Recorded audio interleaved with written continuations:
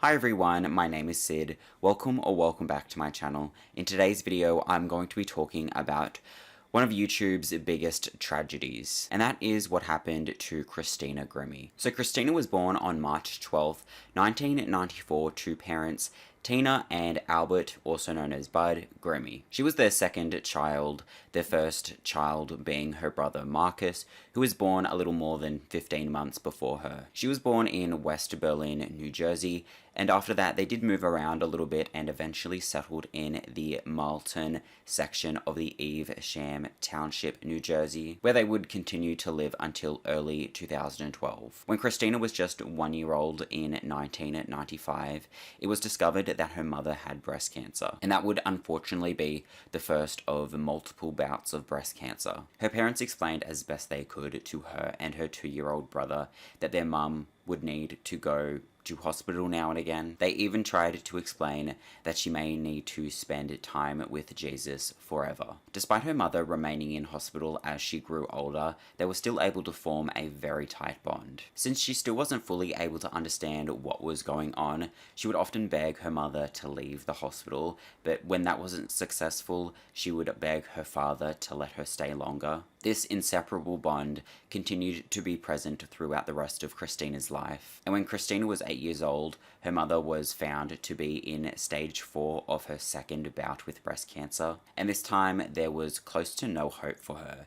There wasn't much the nurses or doctors could do, and they pretty much only could do stuff to help ease her pain and make her feel a little more comfortable. But to everyone's surprise, her cancer suddenly went into remission. The Grimmies considered that a miracle and would always credit God for saving her life. Even though it was tough times for Christina and her family, she was able to find solace in singing and songwriting, which she had been doing as early as 5 years old. And after recognizing her love for music, when she was 10 years old, her parents bought her an electric piano keyboard. They provided her with piano lessons as well, but she actually had difficulty learning how to read the notes, so she ended up teaching herself how to play piano by ear. And then one of Christina's childhood friends, Lauren, showed Christina some videos of people singing and playing instruments on YouTube, and she tried to encourage Christina to do the same thing. So then in February 2009, Christina started her own YouTube channel, but she wasn't sure what direction she was going to take her channel in. Her first impulse was to make it about her love for video games. She even named her channel Zelda X Love 64, but after a few months of deliberation in July 2009, she uploaded her first video. It was of her playing the piano and singing the song Don't Want to Be Torn from Hannah Montana, and her video immediately started to gain traction. She was getting heaps and heaps of messages from people asking her to post more videos. In the beginning, her mother was opposed to her starting her own channel because she had concerns for Christina's privacy, but her father, on the other hand, was all for it. How did I feel about her putting videos on YouTube? Okay, absolutely not. She was like, you need to get off the internet before some creepy man comes and tries to track you down. And my dad was more like, okay, no, this is a good idea. Let's, see how well she does. Within a month of posting her first video, she posted a cover to Miley Cyrus's Party in the USA, and that video went viral, and that's when she started getting not just recognition from her fellow YouTubers, but also getting recognition from mainstream media. She even caught the eye of a guy named Brian Tiffy, which was Selena Gomez's stepfather as well as manager. Selena and Brian made many attempts to contact Christina through her email, but because she was being so inundated with emails at the time, they all went unnoticed. But when they found out she had a brother, they contacted him, and then he relayed their message, and that is how they got a hold of Christina. Christina and her mother were then invited to spend 5 weeks in California. It allowed Christina to be nearer to the people who would help advance her career in the music industry, and she ended up becoming close friends with Selena through this. By the end of the trip, she was convinced to move to California, and she officially signed with the Tiffys. From that point, she ended up becoming friends with a bunch of other big YouTubers. She collaborated with Sam Sue multiple times. They had really good musical chemistry, and their fans loved watching them together. Her and Shane Dawson also became friendly. Selena also continued to support her, often tweeting links to her video covers. During all of this, completing school was becoming virtually impossible. She loved to learn new things, so stopping school entirely was not something that she wanted to do. That was when her aunt Kathy stepped up to the plate and offered to homeschool her so that things could be a little more flexible for her. And because of that, she was able to complete her junior and senior years through homeschooling. And on top of everything, Christina was still posting to her YouTube channel. She was diversifying things quite a bit. She went from just posting song covers to then posting her own original music to also posting skit videos and vlogs. Her fans really loved all of her content, and she was able to amass millions of subscribers. She came across very approachable, loving, authentic, and most of all, it actually appeared as though Christina genuinely cared about her fans. You've given me so much confidence over the years. I would not make a video like this 2 years ago. She's really influenced me to be a better person and to live out my faith. I don't know what kind of person I would be if I hadn't listened to your music or seen how far you've come just by doing what you love so much. I also write songs, and I also obsess over Zelda, so it's kind of nice to have somebody else that's just relatable. So Christina made the official move from New Jersey to LA in early 2012. Her father and her brother Marcus would also make the move later on. When she made the move, she immediately expanded her horizons, delving into acting. She was in a number of commercials and even appeared in a Doritos commercial that aired during the 2012 Super Bowl. She also landed a feature role in the independent movie The Matchbreaker. While the reviews for the movie were somewhat mixed, most of the critics agreed that Christina did an excellent job. But she was still super focused on her music and achieving her dreams of becoming a big singer. She was able to tour with Selena Gomez, All-Star Weekend, and the Jonas Brothers. She recorded an EP and appeared on Ellen to perform a song from it. But one of the biggest boosts that her music received was her appearance on The Voice. Open call auditions for season 6 of The Voice were being held throughout June and July 2013. She participated in the open call auditions and then won the chance to participate in the blind auditions, which were being taped a few months later in October 2013. I'm sure most of you know how The Voice works,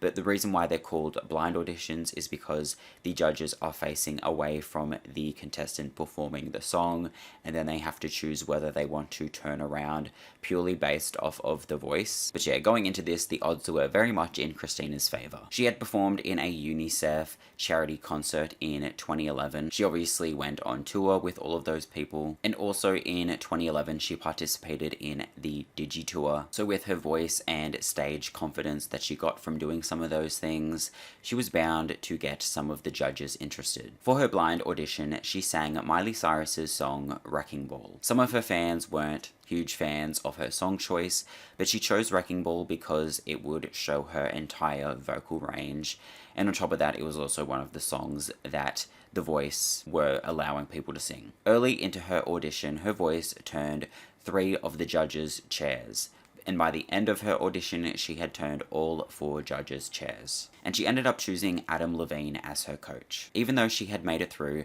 that was almost going to be the end of it for her. It was at that stage that Christina and her family had to undergo further interviewing from the production company and the production company's attorneys. And when talking to them, it was revealed that Christina would be required to be sequestered in Burbank, California for at least 2.5 weeks during the filming. And when Christina's father heard that, red flags went up because he had only ever heard the term sequestered get used when being used in relation to jurors. They then confirmed that the contestants would be confined to the hotel room and the studio. Their phones would be confiscated, and the hotel rooms wouldn't have a phone available in them. And they would only be allowed minimal visitation from their friends and family during that time. Her dad's immediate reaction was, "That is a deal breaker, let's go."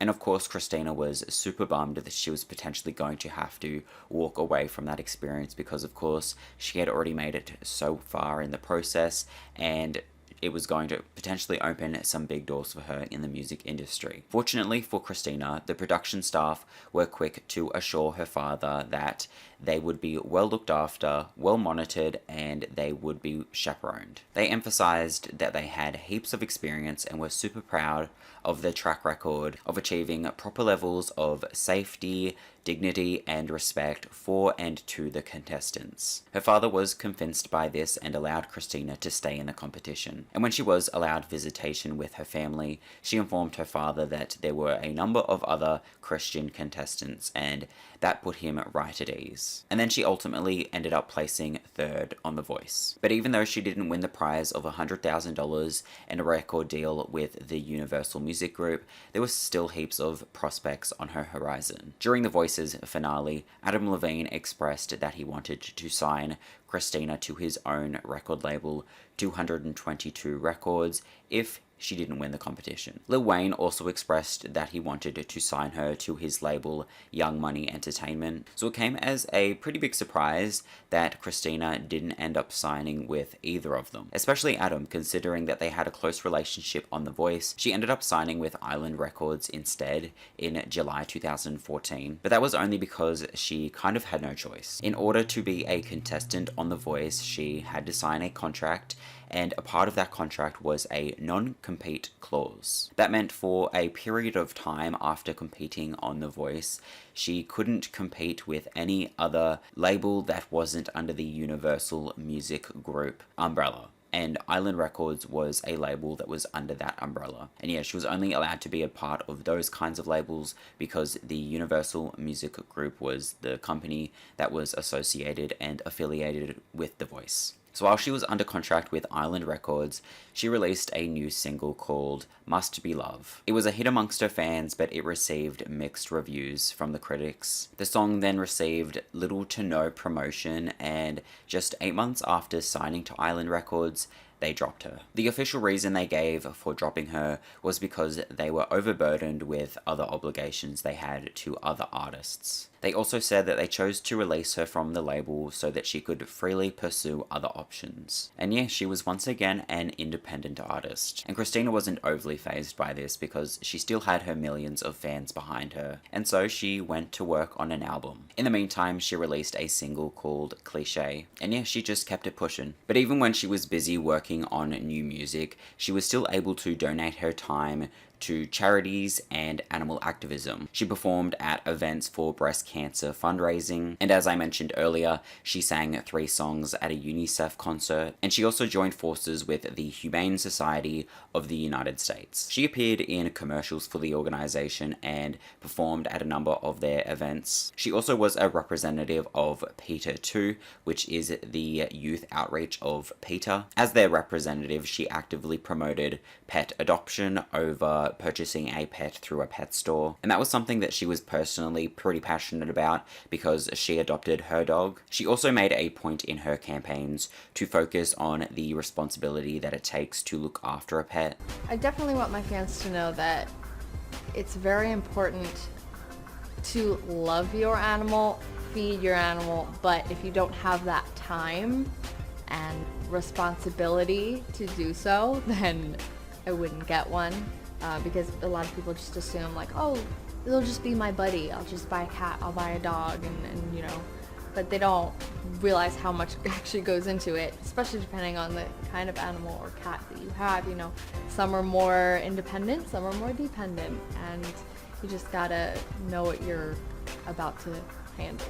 And she also cared about the environment as well. In December 2015, she was invited along with a whole bunch of massive celebrities to appear in a video to help raise awareness about climate change. So through her acts of charity and spreading positivity on her YouTube channel, she was really doing some good in the world. But that was sadly all put to an end on June 10th, 2016. In the evening of June 10th, Christina would be performing alongside the band Before You Exit at the Plaza Live Theatre in Orlando. Christina was excited because this was the last show on the East Coast. The next day, they would all be heading home to California to perform their 2 last shows. As much as she loved singing and performing, she was looking forward to being home with her family and her dog. She had also gotten a hold of some VIP tickets to the E3 Gaming Expo that was going to take place a couple of days later, so she was really looking forward to the future. When Christina, her brother, and the band arrived at the venue, they unpacked all of their equipment and moved it onto the stage. They got ready, and Christina alerted her fans on social media where she would be. Hey guys, what's up? We're in Orlando today. Please come to the show if you live near Orlando, Florida. We are at the Plaza Live. Please come out. Bye! Everything was going to plan, and it was going to be no different than any other show. But what was different was that somebody planned to come to this concert to end Christina's life. Almost a year earlier, a guy named Kevin Lobel from St. Petersburg, Florida, started to grow an interest in Christina. 6 months after that, it turned into an obsession. He would constantly watch her YouTube videos, even at work. It happened so frequently at his work that one of his co-workers alerted their supervisor of what Kevin was doing. He was a loner, and he was described by his father as a hermit because he would never leave his bedroom unless it was to go to work. So if somebody ever noticed something about Kevin, it was because it was such a big part of the small amount of time that they saw him. But he truly believed that he and Christina were soulmates. He wanted to be with her, so he started to change up parts of his life to try and make himself more appealing to her. He became a vegan in an attempt to lose weight, and he tried to improve his appearance by getting LASIK surgery, teeth whitening, and hair implants. And then all of a sudden he stopped with these self-improvement purchases and instead started purchasing guns. He purchased his first one on May 25th. Since he had no criminal record, he was able to purchase the gun and bullets without raising any red flags. And then on June 1st, he purchased a second gun from a different store. And online, he also purchased a ticket to Christina's concert. And no one was aware he made any of those purchases. And then on June 9th, Kevin was seen by his father getting into a taxi. And no one knew where he was going and how long he was going to be gone for. His father wasn't concerned about it until the next day when he didn't return. His father's phone calls went unanswered, and he even showed up to Kevin's workplace to see if he was there, but he was nowhere to be seen. Little did he know, Kevin paid a taxi driver $200 to take him to a hotel that was 2 miles away from where Christina was performing. Kevin didn't bring any luggage with him other than a small backpack. Inside the backpack were the 2 guns that he purchased, as well as a 5-inch hunting knife and some personal hygiene items. He also had spare gun magazines and ammunition in the bag. And then 40 minutes before the concert was to start on June 10th, he purchased a black cap from Old Navy. He entered the venue wearing that black hat, and then he stood at the back wall for the entirety of the performances. He was wearing an untucked shirt to conceal those 2 guns, and he also had a knife strapped to his ankle with a nylon strap. And then after the show, Christina went to the back of the theater to hold a meet and greet with her fans, as well as to sell some of her merchandise. Her brother Marcus manned the merchandise table while she greeted fans. While she was taking photos and signing autographs and talking to her fans, Marcus noticed Kevin in the crowd and thought that he seemed out of place. He was nearly twice the age of the majority of Christina's fans. As the last of her fans were clearing out, Kevin approached Christina, not saying a word. As she held out her arms to greet him, something that she would often do when she sensed that a fan was too shy to engage in conversation, the sound of gunshots erupted. As Christina collapsed to the floor, Marcus leapt up from where he was sitting, lunged over the table, and grabbed Kevin. He wrestled Kevin to the ground, but Kevin was able to break free. As Kevin attempted to flee, he was confronted by a security guard who came rushing to the scene when he heard gunshots. But when the security guard saw the gun, he stopped. Marcus also paused because he was concerned that he was going to turn the gun on them, but unexpectedly, Kevin backed himself into a wall, didn't say a word, and then turned the gun on himself, dying instantly. Another person who showed up as it was happening was the dad of the band members from the band Before You Exit, who were the band who were performing alongside Christina. He knelt down beside her as she was gasping for air and felt a weak pulse. He then started performing CPR on her, and as he was doing that, multiple 911 calls were being made. Orlando Fire Department rescue soon arrived, and then they transported her to the Regional Orlando Medical Center. But unfortunately, there was nothing that could be done to save her life, and about half an hour after she was shot, she was pronounced dead. But yeah, as I said earlier, there's close to nothing known about Kevin Lobel, but it was explained on the show 48 Hours why he may have killed somebody that he supposedly loved. The internet fed what we call erotomania. Chris Mohandi has spent decades studying the minds of stalkers. Erotomania is the delusional belief that you actually have a relationship with somebody else. The need to possess or merge with the victim can cause them to conclude that by taking the life, they will form a permanent bond. So yeah, news of Christina's death spread pretty quickly over the internet. At first, the full story wasn't released, but her fans were likely going to get closure over the following days. But that didn't really happen. This case was kind of known for being underreported on and convoluted. The Orlando Pulse nightclub shooting happened on the morning of June 12th, so that ended up kind of eclipsing what happened to Christina, at least in the headlines. That caused there to be a lot of speculation around her death. One rumor that spread around was that she was murdered for being Christian. It would take many months before what happened to Christina was being seriously reported on, and by that point her death was considered forgotten by the articles that would trickle through. But that didn't stop her friends and fans and organizations she was a part of